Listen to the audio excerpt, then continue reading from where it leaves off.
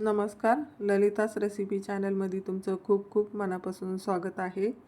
उन्हाळी वाळवणाची सुरुवात ह्या सांडग्यांपासूनच होते। त्या सांडगे आपण पारंपरिक पद्धतीनं मिश्र डाळीपासून बनवणार आहोत।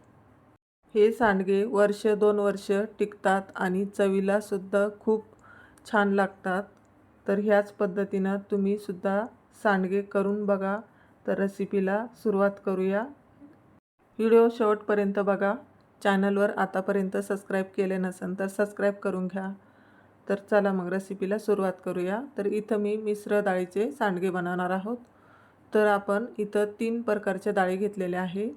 इथं मी मूग डाळ घेतलेली आहे 2 वाट्या आणि मटकीची डाळ घेतलेली आहे 2 वाट्या आणि 1 वाटी हरभरा डाळ घेतलेली आहे। तर आपण ही डाळ सर्व आता स्वच्छ 2 ते 3 पाण्याने धुवून घेऊया। हे बघा, इथं मी आता पाणी टाकून घेतलेलं आहे डाळीमध्ये आणि ही डाळ आपल्याला आता भिजत ठेवण्यासाठी ठेवायची आहे। आपल्याला ही डाळ 3 ते 4 तास भिजून घ्यायची आहे।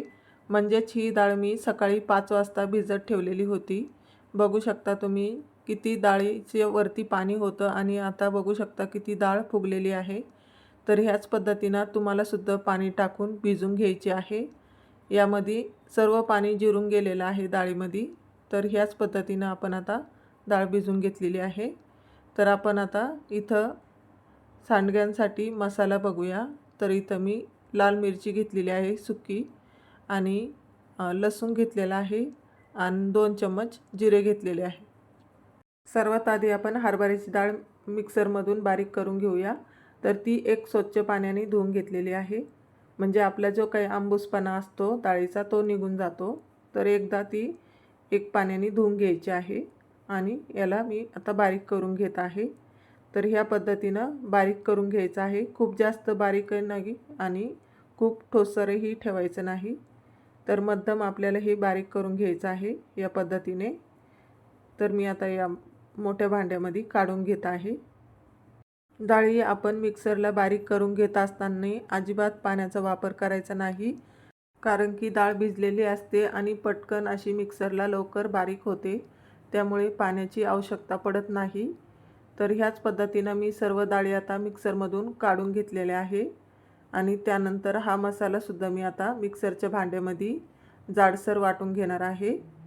तर यामध्ये आता मी सर्व हे मिश्रण काढून घेतलेलं आहे आणि बघू शकता तुम्ही ह्या पद्धतीनं मी सर्व डाळी काढून घेतलेल्या आहे। चवीनुसार इथं मी मीठ घेतलं, त्यानंतर बारीक कापून कोथिंबीर टाकून घेतलेली आहे। तुम्हाला टाकायची असेल तर टाकू शकता, नाही टाकली तरीही चालेल। आणि मी हे जाडसर वाटून घेतलेलं लाल मिरची ती सुद्धा मी इथं टाकून घेतलेली आहे। कोथिंबीर टाकल्यामुळे सांडगे चवीला छान लागतात आणि बघू शकता तुम्ही ह्या पद्धतीनं आता मी सर्व मिश्रण आता एकत्र करून घेतलेलं आहे आणि खूप छान आपलं हे पीठ झालेलं आहे। तर आपण आता एका ताटाला आता मोठं ताट घेतलेलं आहे।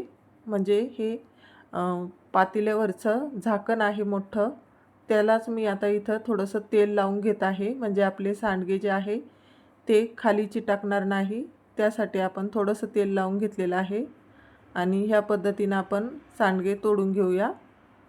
तर सर्व आपण आता ह्याच पद्धतीनं असं तोडून घेणार आहे।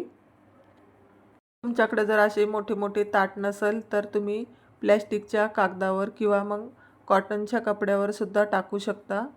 तर इथं मी आता ह्याच पद्धतीनं सर्व सांडगे तोडून घेणार आहे।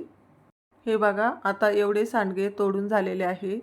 3 ताट माझे असे भरलेले आहे, 2 ताट छोटे आहे आणि हा ताट आहे जो सर्वात मोठा आहे। तर बघू शकता एवढे सारे सांडगे आपले डाळीचे तयार झालेले आहे आणि हे आता दिवसभर सुकल्यानंतर बघू शकता अलगद असे निघू लागले। आपण जे ताटाला तेल लावलं होतं त्यामुळे खाली चिटकत नाही। हे सांडगे आपल्याला 2 दिवस उन्हामध्ये वाळून घ्यायचे आहे आणि त्यानंतरच हे आपल्याला एका हवाबंद डब्यामध्ये किंवा बरणीमध्ये ठेवून घ्यायचे आहे, जेणेकरून आपले हे वर्ष 2 वर्षे टिकून राहतात। आणि याची भिजलेल्या डाळीपासून आपण हे सांडगे बनवलेले आहे, त्यामुळे चवीला खूप छान लागतात। तर खूप बघू शकता इथं मी तुम्हाला दाखवत आहे किती छान सांडगे आपले तयार झालेले आहे।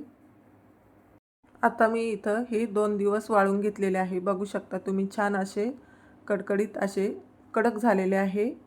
तर तुम्हाला तोडूनसुद्धा दाखवते, तुटत नाही. तर बघू शकता ह्याच पद्धतीनं तुम्हीसुद्धा नक्की बनवून बघा. माझी आजची सांडगे बनवण्याची रेसिपी कशी वाटली कमेंटमध्ये नक्की सांगा. आणि व्हिडिओला लाईक करा. चॅनलवर नवीन असाल तर सबस्क्राईब करा. पुन्हा भेटूया अशाच नवीन नवीन रेसिपीसोबत.